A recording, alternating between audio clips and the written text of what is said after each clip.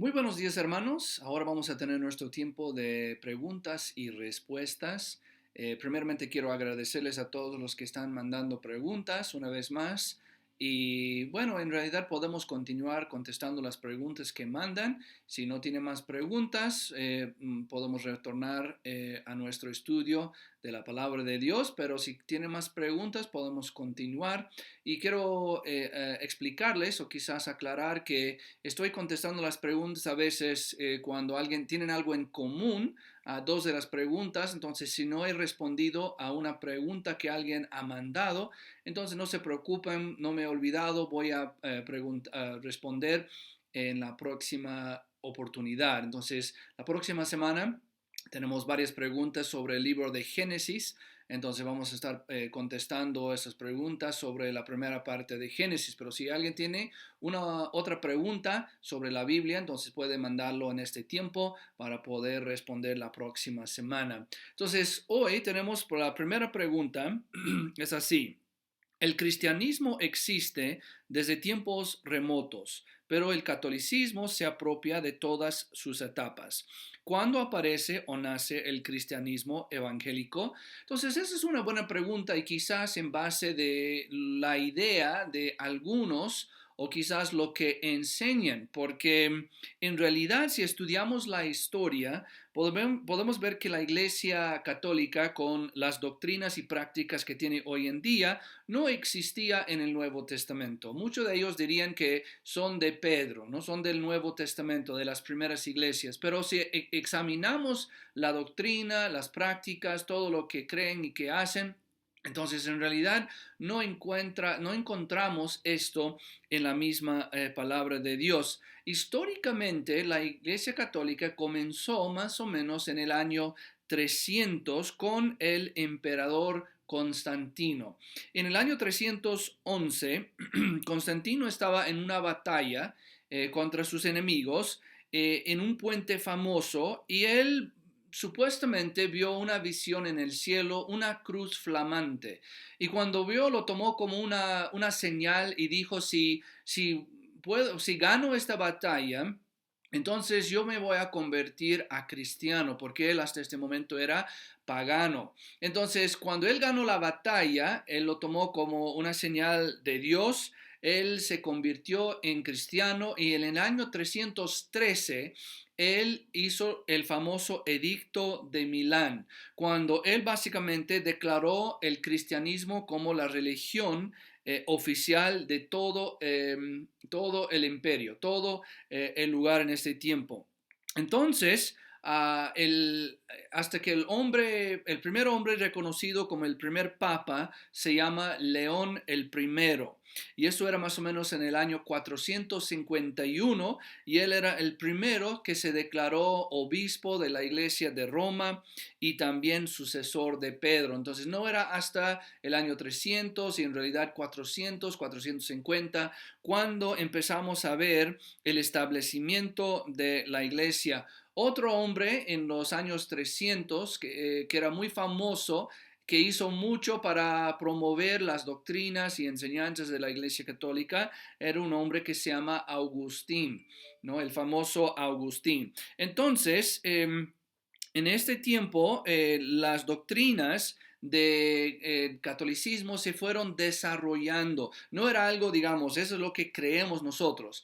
Ellos tuvieron lo que se llama concilios. Tuvieron varios concilios, y esto se puede buscar y ver en la misma historia, las fechas, los lugares, qué es lo que tocaron. Pero básicamente, poco a poco se fueron discutiendo las doctrinas populares que tiene hoy en día la Iglesia Católica. Por ejemplo, el celibato del clero, la adoración de María, el bautismo de los niños, el purgatorio, y todas estas cosas en realidad fueron desarrollándose y al final llegaron a concretarse como doctrinas principales de la iglesia. Pero cuando se fueron desarrollando estas doctrinas y enseñanzas, habían muchos que no estaban de acuerdo, que querían seguir el ejemplo bíblico o la doctrina bíblica.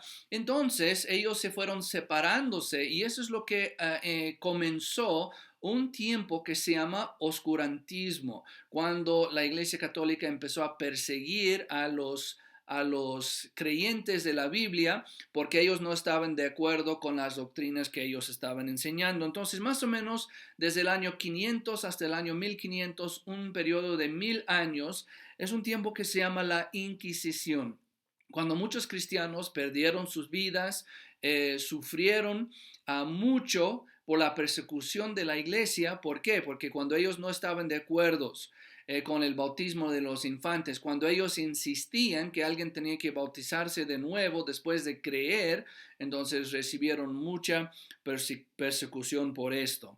Ahora, entonces, el catolicismo tiene sus comienzos bien documentados, más o menos en el año 300, 400, 500, hasta 1500, hasta que fue más o menos establecido. Los evangélicos, a cambio, en realidad, y especialmente los bautistas, podemos ver una cadena de iglesias desde los apóstoles, desde el Nuevo Testamento, tanto en las iglesias que seguían, pero también en las mismas doctrinas que enseña la palabra de Dios. Después de los tiempos de la Biblia, tenemos la historia bien documentada de los que siguieron después, las iglesias, y esos grupos se formaron en dos ramas. Una rama consistía de los montanistas y los paulicianos, que estaban en Asia Menor y en Armenia, y la otra rama era un grupo de dos grupos que se llaman novacianos y donatistas, que estaban en Italia y en África. Y como mencionamos, cuando estos grupos empezaron a resistir las doctrinas de la Iglesia Católica, ellos empezaron a recibir mucha persecución hasta que muchos estaban casi eliminados los grupos, y ellos tenían que huir, escapar, esconderse para salvar sus vidas. Y muchos de ellos llegaron al lugar de Francia, el sur de Francia, si no me equivoco, y las regiones alrededor de esto. Después en Francia, ellos como que se volvieron a juntar, y en grupos que se llamaban, uno eran los albigenses, y el otro grupo se llamaban los valdenses. Entonces, y de esos grupos les empezaron a llamar anabaptistas, lo que quiere decir rebautizadores. Porque ellos exigían sobre todo que una persona, aunque sea bautizado de niño, que tenía que bautizarse de nuevo, tenían que rebautizarse. Entonces, eso era como un insulto para ellos. Y entonces, ¿por qué? Ellos creían en bautizarse de nuevo. Entonces, esos grupos llegaron a conocerse como anabaptistas, y de los anabaptistas salían las iglesias evangélicas, y en específico las iglesias bautistas que tenemos hoy en día. Entonces, sobre todo, podemos ver que Dios preservó a la iglesia. Él hizo una obra milagrosa en ese tiempo, cuando en realidad los grupos casi se eliminaron, casi desaparecieron por la persecución que había, pero muchos de ellos se escondían, ellos huían, ellos tenían que esconderse en lugares donde podían seguir enseñando, predicando su doctrina. Pero en todo esto, en la providencia de Dios, Él preservó la doctrina principal hasta llegar a las iglesias que tenemos hoy en día. Entonces, las iglesias evangélicas en realidad tienen sus comienzos con Cristo en la iglesia de los apóstoles. Continuaron con iglesias enseñando doctrinas, aunque no se llamaban bautistas en este tiempo, para formar la base de la doctrina y la iglesia que tenemos hoy en día. Entonces, la pregunta, espero que entiendan más o menos la respuesta. La segunda pregunta que vemos es en base de Juan capítulo 6, y es la pregunta que dice, usan los católicos este pasaje para dar su Eucaristía. ¿Cómo podemos explicarlo? Entonces podemos ver Juan capítulo 6, y ese es el pasaje quizás más común que utilizan para enseñar lo que se llama la transubstanciación. Y esto es la enseñanza de que cuando tienen la misa, que el pan y el jugo se convierta literalmente en la carne y la sangre de Cristo Jesús. Entonces vamos a ver el pasaje y luego vamos a ver una explicación. Juan capítulo 6, versículo 53 al 58 dice: Jesús les dijo: de cierto os digo, Si no coméis la carne del Hijo del Hombre y bebéis su sangre, no tenéis vida en vosotros. El que come mi carne y bebe mi sangre, tiene vida eterna, y yo le resucitaré en el día postrero. Porque mi carne es verdadera comida y mi sangre es verdadera bebida. El que come mi carne y bebe mi sangre, en mí permanece y yo en él. Como me envió el Padre viviente y yo vivo por el Padre, asimismo el que me come, él también vivirá por mí. Este es el pan que descendió del cielo, no como vuestros padres comieron el maná y murieron, el que come de este pan vivirá eternamente. Entonces, en el contexto de este pasaje, podemos ver que Jesús estaba enfrentando la ceguera espiritual de esas personas. Ellos estaban completamente ciegos, no entendían. Cuando Él enseñaba, las cosas eran como completamente ciegos. Entonces, por eso utiliza una ilustración para llamarles la atención. Una ilustración que sería alarmante para ellos, algo que les haría despertar por lo menos de alguna forma o intentando hacerles despertar. Entonces, para enseñar una verdad espiritual sobre todo. Entonces, ¿cómo podemos explicar este pasaje? Número uno, podemos saber que no se trataba de la comunión o la cena del Señor. Y mira lo que dice el versículo 51, justo antes del pasaje que vimos. Versículo 51 dice: Yo soy el pan vivo que descendió del cielo. Si alguno comiere de este pan, vivirá para siempre. Y el pan que yo daré es mi carne, la cual yo daré por la vida del mundo. Entonces, mayormente dicen, mira, ahí está hablando de su carne. Tenemos que comer literalmente de su carne y de su sangre. Pero el problema con eso es que ellos no sabían que iba a morir.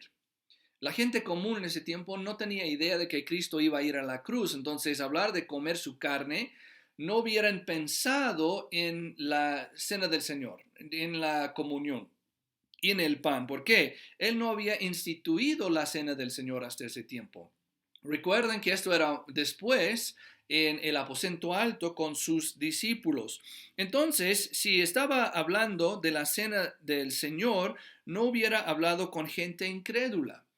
¿Por qué? Porque él aclara más adelante en la Biblia, 1 de Corintios, que la cena del Señor es solo para personas salvas. Entonces, si él está hablando con la gente común que le estaba siguiendo, diciendo, tienen que comer de mi carne, entonces no tendría ningún sentido porque la gente incrédula no podía ni participar con la cena del Señor si es que hubieran entendido de la cena del Señor. Entonces, Cristo explicó también que comer era esencial, absolutamente esencial para tener vida eterna, porque el versículo 53 nos habla de eso. Si no comes de esta carne, no tenés vida eterna.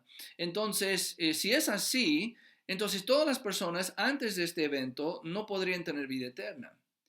El ladrón en la cruz que vemos, los que vemos antes de esto en el Antiguo Testamento, nadie hubiera tenido vida eterna. ¿Por qué? Porque no habían participado en lo que él está diciendo, porque dijo es esencial. Entonces, también el tiempo del verbo que vemos aquí muestra que el comer es un evento una vez para siempre. Entonces, el tiempo de verbo, cuando él dice, si no coméis de mi carne, no es que comer y seguir comiendo. Es la idea de comer. Cuando comes de su carne, nunca más tendrías que comer. ¿Por qué? Ahí tendrás vida eterna. Entonces eso nos muestra que no está hablando de algo progresivo, que está hablando de algo que tenemos que participar o practicar comúnmente, como hoy en día vemos en la misma. Entonces, también muestra más adelante que no está hablando literalmente, pero es algo figurativo. Está hablando de algo simbólico cuando dice comer de mi carne. Entonces, porque el versículo 63, capítulo 6, versículo 63 dice, el espíritu es el que da la vida, da vida. La carne para nada aprovecha. Las palabras que yo os he hablado son espíritu y son verdad. Entonces él dice, lo que yo les estoy diciendo es el espíritu es quien da la vida, la carne no. La carne de nada aprovecha porque las palabras que estoy hablando son espirituales, básicamente lo que está diciendo. Entonces, básicamente no tenía nada que ver con la comunión o la cena del Señor. También podemos ver que era totalmente prohibido lo que Él les está enseñando. Era totalmente prohibido comer la carne. Porque en Génesis capítulo 9 Dios le dice a Noé que podía comer de todo animal, pez, planta, pero no podía comer de la carne humana. Era totalmente prohibido desde el comienzo de la vida. Y también sabían que era prohibido tomar de sangre, cualquier sangre. Levítico capítulo 3, versículo 17 dice, estatuto perpetuo será por vuestras edades, donde quiera que habitéis, que ninguna grosura ni ninguna sangre comeréis. Entonces ahí dice que era un estatuto perpetuo para siempre, que nadie puede tomar de la sangre de los animales ni menos de un ser humano. Entonces la Biblia muestra que cuando habla de la sangre de Cristo, habla de su sacrificio. Entonces, la sangre de Cristo, la carne de que está hablando, es algo simbólico que habla de su sacrificio en la cruz. Miren lo que dice Romanos capítulo 3, versículo 25. Dice, a quien Dios puso como propiciación por medio de la fe en su sangre, para manifestar su justicia, a causa de haber pasado por alto en su paciencia los pecados pasados. Entonces aquí dice que la propiciación que hizo el intermediador, el sustituto por nosotros, era a través de su sangre. Entonces no era su sangre literal, pero básicamente el sacrificio que Él había hecho en la cruz cuando derramó su sangre preciosa por nosotros. Entonces, ¿qué quiere decir? ¿De qué está hablando cuando menciona comer de su carne y tomar de su sangre? Está hablando de recibirle a Él, de creer en Él. Entonces, como su sangre y su carne habla del sacrificio en la cruz, entonces cuando alguien acepta lo que él estaba por hacer, entonces ahí es cuando ellos pueden tener vida eterna. Entonces, si retrocedemos un poco en este capítulo, miren lo que dice versículos 35 y 36. Dice, Jesús les dijo, yo soy el pan de vida. El que a mí viene, palabra clave, nunca tendrá hambre. Y el que en mí cree no tendrá sed jamás. Mas os he dicho que aunque me habéis visto, no creéis. Entonces, introduciendo toda esta sección, Él les dice, si vienes a mí, si crees en mí, en realidad no tendrás hambre, no tendrás sed. Entonces Él dice, aunque me han visto, ustedes no van a creer. Entonces ahí es cuando entra en este tema de la carne y de la sangre, como para llamarles la atención, para hacerles despertar quizás, para que empiecen a entender qué es el verdadero sacrificio de Cristo Jesús. Entonces, en realidad esto se trata de creer. Entonces, comer de su carne, tomar de su sangre, ¿qué quiere decir? Apropiarse del sacrificio que Él iba a ofrecer para ellos. Entonces, cuando ellos, eso quizás se quedaría grabado en sus mentes para que cuando llegue el día de su sacrificio, ellos entenderían. Ah, mira, ahora está sacrificando su carne, está derramando su sangre. Entonces es creer en Él, es acercarse a Él para aceptarle como el verdadero Mesías y Salvador. Entonces la respuesta a la pregunta sería, obviamente no puede estar hablando literalmente este pasaje. ¿Por qué? Porque iría en contra de todo lo que dice la palabra de Dios. No tenía en mente la comunión, la cena del Señor que iba a practicar o celebrar después. Y no solo esto, entonces no podía, no concuerda con lo que ellos habían entendido antes. Y Jesús nunca hubiera enseñado algo que iría en contra de su propia palabra. Entonces, el significado para poder entender es que él estaba hablando de aceptarle a Él como el verdadero Salvador. Ahora, la última pregunta que vemos es así. ¿Cuándo y cómo sabemos que Dios nos ha perdonado? Entonces, el hecho de necesitar ser perdonado significa que alguien es culpable. Entonces, tenemos que comenzar con eso. Entonces, ¿qué es lo que nos hace culpables a nosotros? Lo que nos hace culpable a nosotros es nuestro pecado en que nacemos nosotros. Entonces, todos nacemos como pecadores, todos nacemos condenados por nuestros pecados y todos necesitamos ser perdonados. Y esto nosotros llamamos la salvación. Entonces, en cuanto a eso, podemos saber que, número uno, el perdón no viene por las obras. No podemos hacer nosotros por nuestra propia cuenta, ni podemos recibir perdón por nuestras buenas obras. La Biblia dice en Efesios 2, 8 y 9, porque por gracia sois salvos por medio de la fe, y esto no de vosotros, pues es don de Dios, no por obras, para que nadie se gloríe. Pero sí podemos ver que es por el sacrificio de Cristo Jesús. Si nosotros no podíamos y no podemos pagar por nuestros pecados, recibir el perdón por nuestras buenas obras, entonces tendría que ser por el sacrificio de uno que era digno, el único que podía rescatarnos a nosotros. La Biblia dice en 1 de Juan 2:2, y Él es la propiciación por nuestros pecados, y no solamente por los nuestros, sino también por los de todo el mundo. Entonces, propiciación es el medio por el cual el pecado es perdonado. Él es el sustituto por nosotros. Entonces, ¿cómo recibimos este perdón? Tenemos que aceptar, tenemos que creer que Cristo murió por nuestros pecados y tenemos que apropiarnos de este perdón. Hechos 10:43 dice, de este dan testimonio todos los profetas, que todos los que en él creyeran recibirán perdón de pecados por su nombre. Colosenses 1:14 dice, en quien tenemos redención por su sangre, el perdón de pecados. Entonces, solo en Cristo Jesús podemos recibir el perdón, solo cuando creemos, solo cuando le aceptamos, cuando nos arrepentimos de nuestros pecados y cuando le aceptamos como el Salvador, cuando creemos en Él, recibimos en este momento el perdón de nuestros pecados. Y esto nos aclara quizás bien Juan capítulo 5 versículo 24 que dice, de cierto os digo, el que oye mi palabra y cree al que me envió, tiene vida eterna y no vendrá a condenación, mas ha pasado de muerte a vida. Entonces, para los que han creído, los que han aceptado su palabra y el mensaje del Evangelio, tienen vida eterna y nunca pueden entrar o llegar a condenación. Entonces, la respuesta es a esta pregunta, ¿cuándo y cómo recibimos nosotros el perdón o saber que Dios nos ha perdonado?